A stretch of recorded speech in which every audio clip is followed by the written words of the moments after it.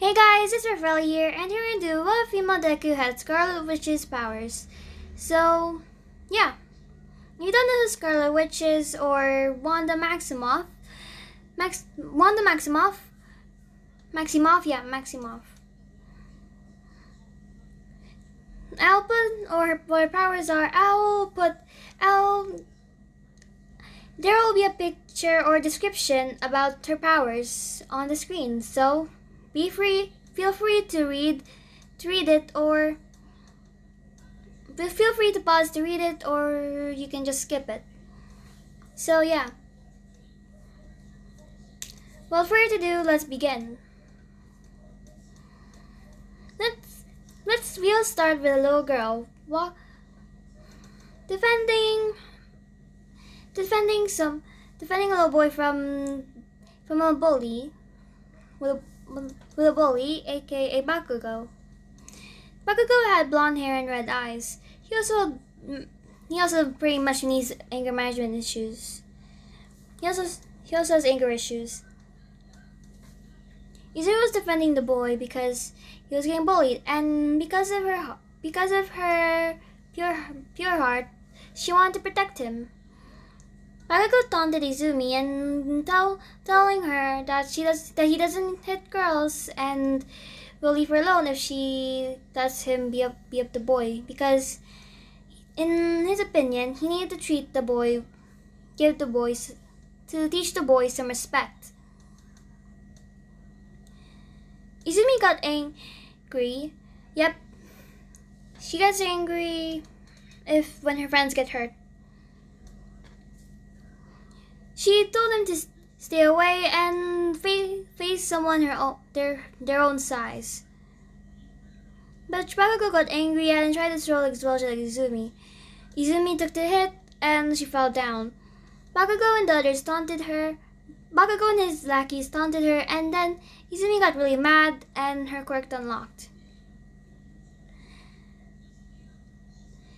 Her hands started having a red aura around her.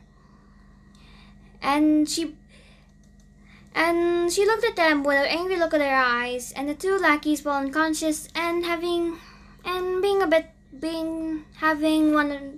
in one of her abilities, which gave them never-ending nightmares. Oof. The two of the lackeys just screamed and cried, while Bakugo looked at Izumi in anger and with a bit of fear. Bakugo tried to charge at Izumi, but he couldn't move.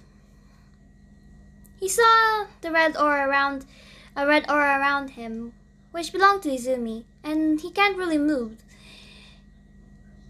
Izumi then accidentally made Bakugo had never-ending nightmares again. Same with the other two, and the three fell unconscious. The kid which Izumi saved screamed at her and called her a villain, and then ran off. Izumi at first felt really bad about it until her teacher came and she told everything of what happened. Her teacher forgave her and told her it was an accident because of her quirk, which she got sent home to. A little time skip. Izumi and her mother, Inko, were now in the doctor's office, which the doctor is doing some tests with Izumi's quirk.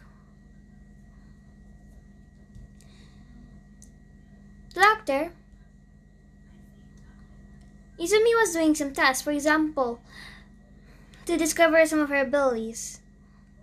They had her lips and stuff. They had people that made her angry and such, which caused them to have nightmares again, which was very concerning.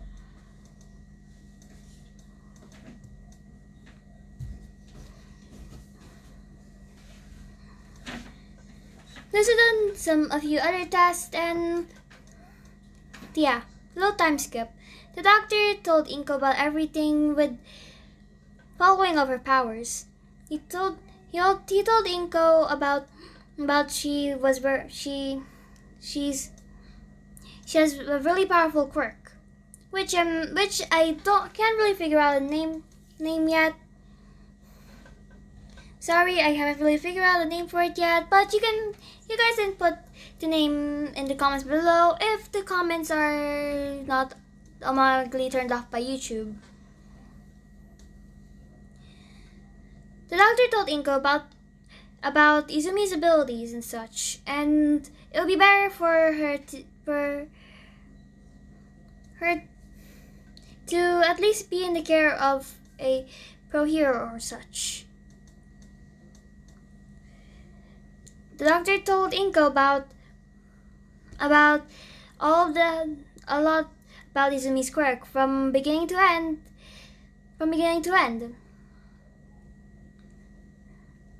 Inko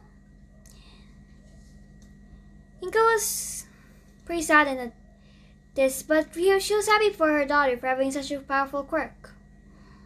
Izumi had a lot of abilities and such, like having telekinesis and energy manipulation. She can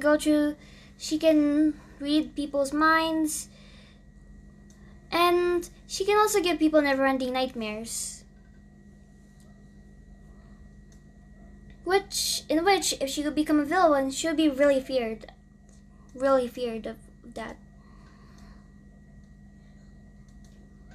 The doctor contacted Principal. The doctor contacted Principal Nezu and told him about Izumi's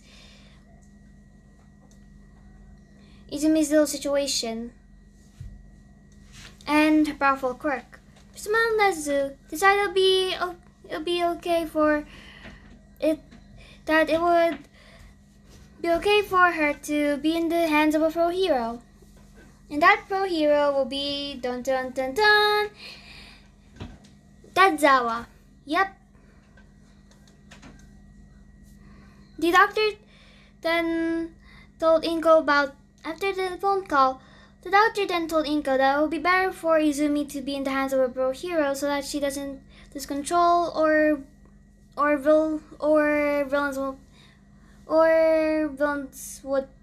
any villains would kidnap her. Inko was saddened by the fact, but she accepted it for the good of her daughter. Principal Nezu and Aizawa went to Inko and they had a little talk. They agreed that Izumi could see Inko once a week, and the girl would be raised by Aizawa. Because for now I don't really want, but I'm not really sure on how to do this. I could either make this into two separate what ifs but it'll make two different parts about this with different outcomes of such. So yeah.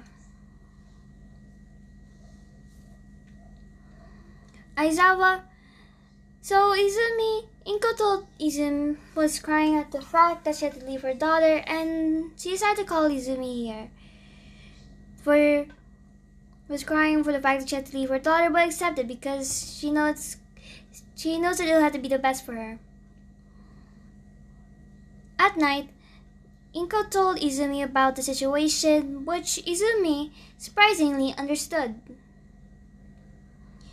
But she did cry because she didn't want to leave Inko, her mother. Izumi understood and went up to pack her things for Aizawa to pick her up. A little time skip for the next day. Inko and Izumi were having their last goodbyes and at home, and the doorbell rang, which revealed to be Shota Aizawa. Aizawa then told Inko that she's making the right choice and she'll still be able to see her daughter. Izumi now said with bolder goodbye said, Izumi left to live with the pro hero Eraserhead. Kei Aizawa. or aka Shota Aizawa.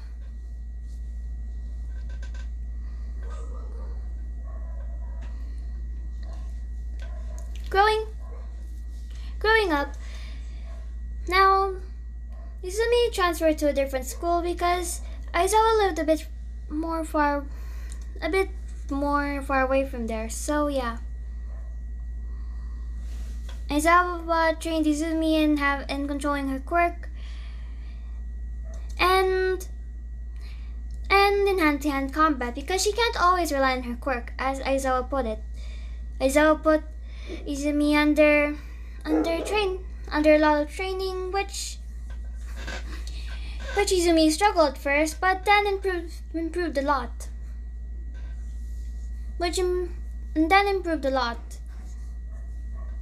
She improved a lot, which is pretty good for her.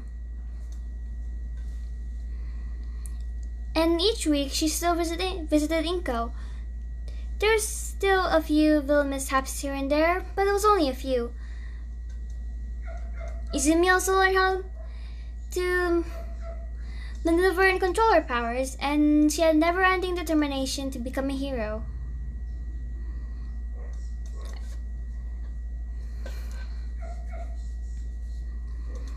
So,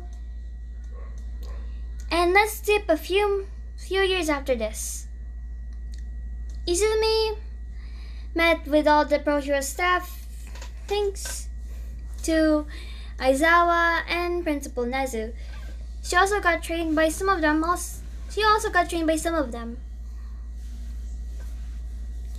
She wasn't a prodigy or a genius, but she was a very hard worker. She's a very hard worker. Now let's do a little time skip. It was time for the UA entrance exams. Izumi is now 15 to 16 years old. If you're wondering, the 10 months of training was what I already said in the beginning. She trained with Aizawa and a few of the pro heroes. Studied and yeah. Izumi was now walking to UA until she saw some normal strip, which she catched using her quirk. She catched the girl with brown hair and big brown eyes.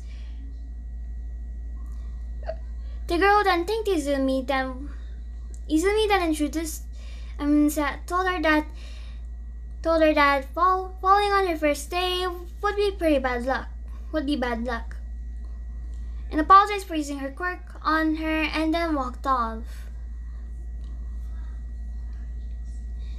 Let's do another time skip. After the mental test, they're now in another room with President Mike explaining the details about the physical part of the test, or the quirk/physical part of the test. President Mike was explaining the robots until a kid with blue hair and glasses told him about the 0-pointer and said that he is pretty disappointed in UA High School if they forgot about these important details, as he called it. President Mike then told him that it was just an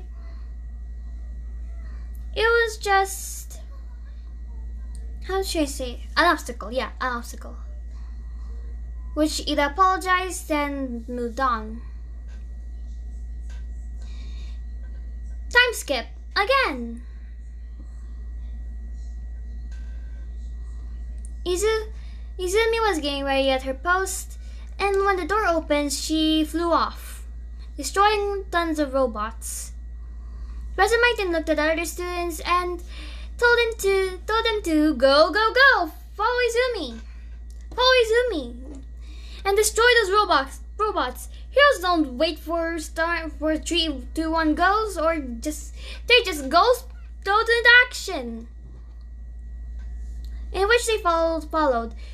They had to go in a bit more further because all the frontline robots were destroyed by Izumi.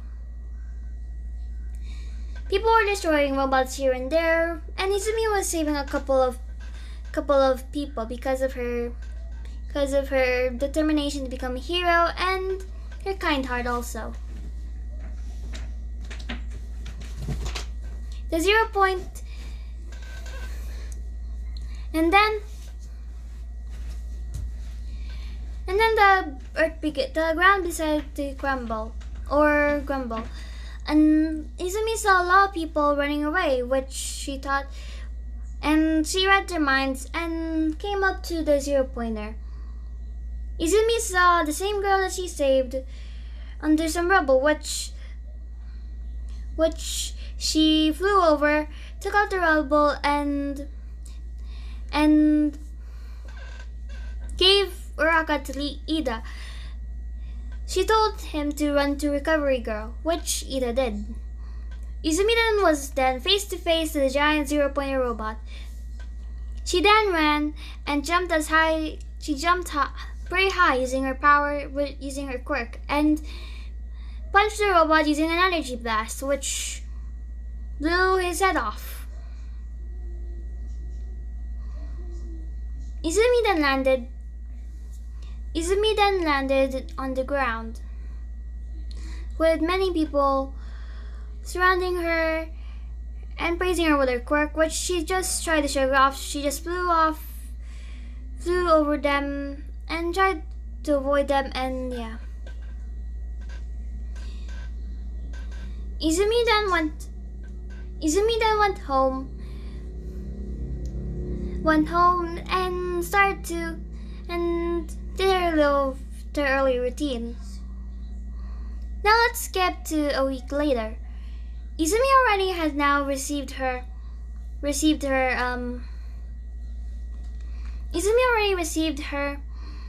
letter from UA, in which she saw All Might congratulating her and telling her about the hero points and such, which Izumi was proud of. And she got first place because of hero points and villain points. She then walked to UA because Aizawa went in super early, and she and Aizawa went to UA super early, which is about 4 a.m. and Izumi was still being a bit tired. She went to sleep on the desk. One by one, as time goes by, one by one, her classmates enter the door. The first one was a girl with black hair that was tied into a ponytail. Momo Yaoyorozu. She saw she wasn't really the first one there, but she saw that she wasn't the first one there and just sat next to Izumi because she seemed nice. Then, as more came in, Bakugo then came in and had an angry look on his face, which he hasn't still gotten that nightmare out of his head, to be honest. It was quite traumatizing. Bakugo saw Izumi and immediately speed walked to the opposite side of the room, of the classroom, because he didn't want to. In his own words, he didn't really want to get into Izumi's. He didn't want to experience the same thing that has been haunting him for the rest of his life.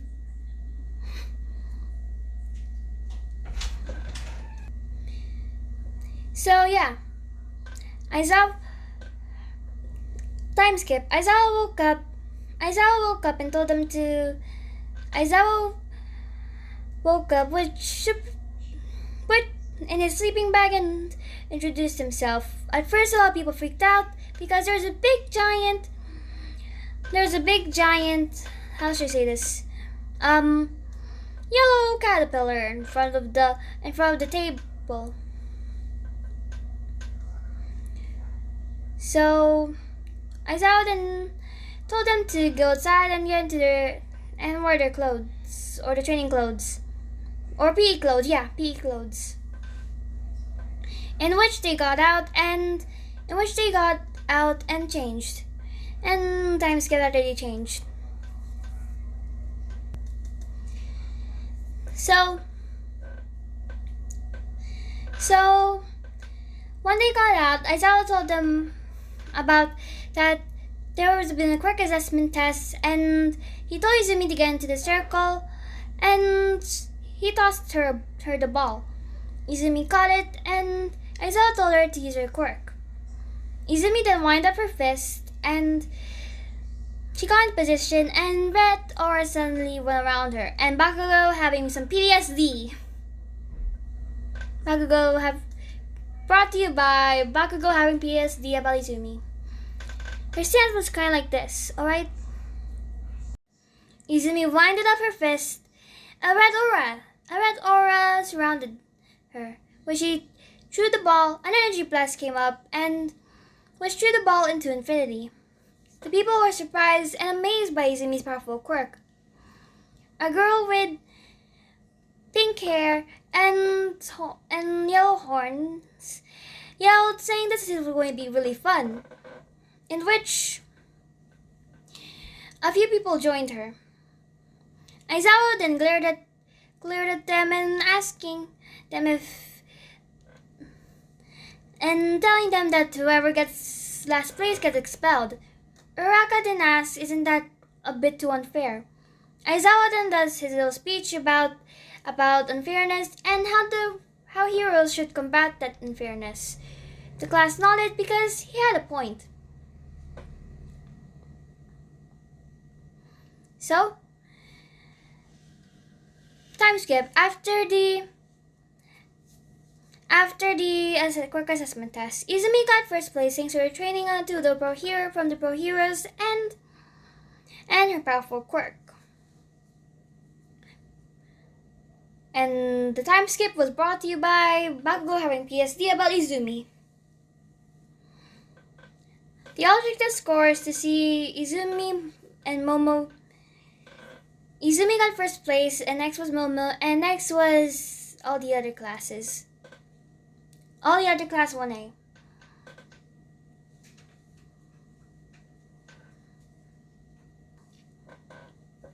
So yeah. Overall, Izumi did outstanding. Aizawa then told them that it was just a bluff, which all the class was pretty much confused except for Momo and Izumi. Izumi knowing Aizawa and what he would do, and Momo because it's quite obvious, in her opinion. So yeah. Another time skip. They're in class, and when they suddenly hear loud footsteps coming through, the door then got blown off. To see the figure caused by it, it was All Might saying, "I am walking to the door like a normal person."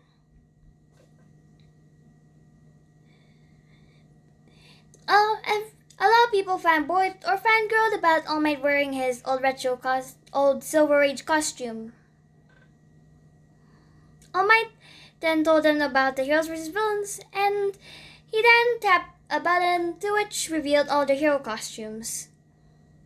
If you're wondering what Izumi's hero costume looks like, I'll put it on screen for you all. It's basically Wanda's clothes in the Marvels in the first appearance in Marvel. So yeah, time skip after they changed their clothes.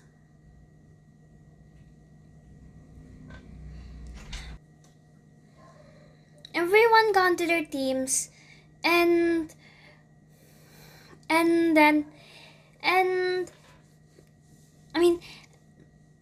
All Might then told them about their going to a fake city and explained the rules and the roles. Heroes versus villains.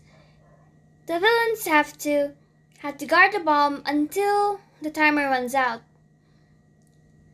and the heroes have to at least touch the bomb or capture the villains before the timer runs out. Simple and easy as that. The teams got paired up with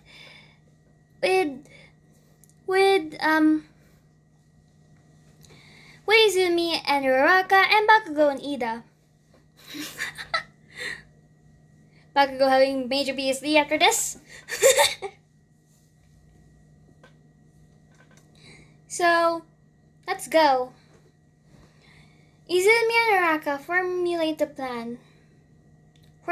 plan as easy as that.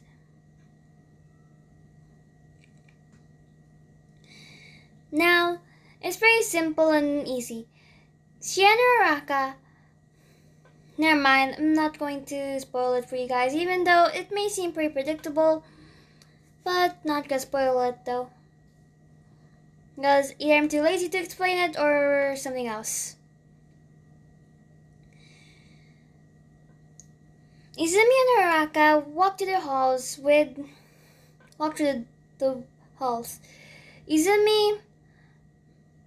Izumi focusing on Ida's and Bakugo's mind. She pinpointed their location, with Bakugo trying to sneak up behind them to throw a large explosion, and Ida on the top floor. Bakugo then threw the explosions very stealthily, but not how could it be stealthy? It's explosions for Izumi made an energy barrier shielding her and Uraraka from the explosion. Izumi then made another energy barrier and captured Bakugo around it. Izumi knows that in becoming heroes, she has to reserve as less damage as usual. I mean, the least amount of damage. Izumi then